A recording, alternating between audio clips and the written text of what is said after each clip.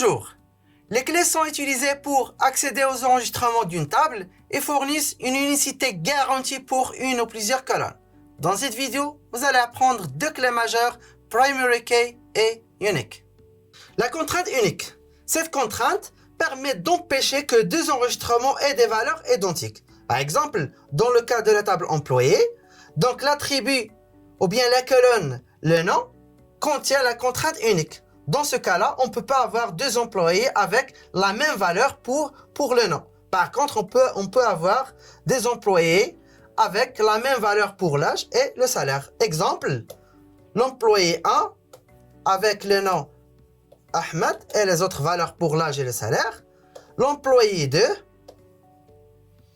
Alors ici, si on écrit Ahmed, cette valeur n'est pas autorisée puisque la colonne nom est unique. Donc, la colonne nom contient une valeur différente que le nom Ahmed. Par exemple, ta.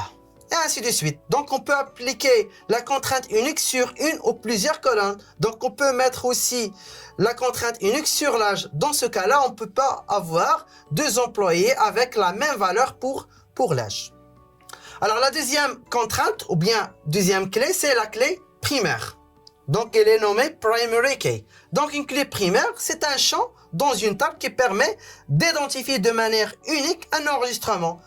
Par exemple, dans la table employée, on a les informations suivantes, l'ID, le nom, l'âge et le salaire. Pour identifier un employé, donc on a besoin d'une information. Alors, l'information qu'on va utiliser pour identifier un employé, c'est l'ID. Donc, l'ID, c'est l'identifiant principal d'un employé. Un autre exemple, c'est le cas d'une école où on a plusieurs étudiants. Dans ce cas-là, donc on a besoin d'une information pour identifier les étudiants. Donc, l'information qu'on va utiliser, c'est le code d'étudiant, par exemple, ou bien le numéro de la carte d'identité nationale. Alors, ces informations-là sont des clés primaires. Alors, pour déclarer une clé primaire, donc la syntaxe est simple.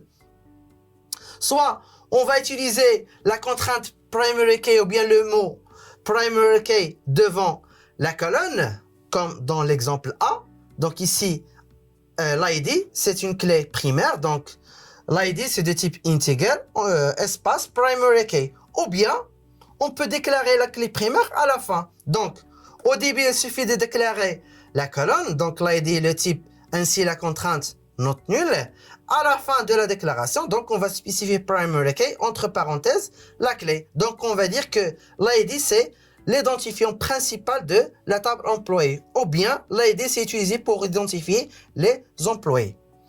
Alors, on peut avoir deux colonnes comme clé primaire ou bien une clé primaire composée. Donc, si une table a une clé primaire définie sur un ou plusieurs champs, donc dans ce cas-là, on dit que la clé primaire est composée.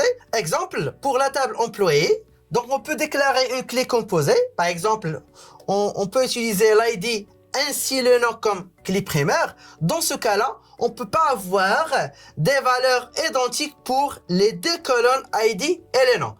Par exemple, on peut avoir un employé avec l'ID 1, Ahmed, et les autres informations. Ou si on peut avoir un autre employé avec la même valeur pour l'ID, par contre, on doit avoir une valeur différente que Ahmed. Taha.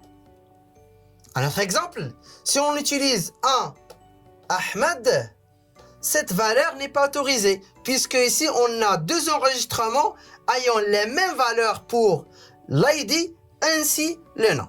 Par contre, le deuxième enregistrement, c'est autorisé, puisque ici on a des valeurs différentes pour le nom. Par contre, Taha et Ahmed ayant les mêmes valeurs pour l'ID. Donc, la troisième valeur n'est pas autorisée. Donc, un Ahmed, on a déjà un enregistrement avec les mêmes valeurs, 1 et Ahmed. Alors, dans la clé primaire, on peut utiliser des valeurs auto-incrémentation. Ça veut dire que des valeurs sont incrémentées de manière automatique. Donc, c'est pas l'utilisateur qui spécifie ces valeurs sont incrémentées de manière automatique. Par exemple, lors de la création du premier employé, donc, la valeur 1 est affectée au premier employé, deuxième employé de 3, 4 et ainsi de suite. Pour dire qu'une colonne contient des valeurs auto-increment, donc il suffit de déclarer cette colonne comme integer primary key. Donc, la seule colonne autorisée à utiliser des valeurs auto-incrémentation, c'est la clé primaire. Donc, la déclaration, c'est simple. L'ID integer primary key. Alors, dans ce cas-là, si on veut insérer un enregistrement dans la table employée, donc le système de gestion base de données cherche la plus grande valeur parmi les valeurs pour l'ID et incrémente la plus grande valeur par 1 et affecte cette valeur au nouveau enregistrement. Les contraintes primary key et unique semblent jouer le même rôle. Par contre, il existe une grande différence entre les deux contraintes. La clé primaire, ça permet d'identifier un enregistrement ou bien une ligne dans une table. Par contre, la contrainte unique, ça permet d'empêcher les valeurs doubles dans une colonne. Et aussi, il existe une différence, c'est que primary key n'accepte pas les valeurs nulles. Par contre, unique accepte une seule fois la valeur nulle. Merci pour votre attention et à la prochaine.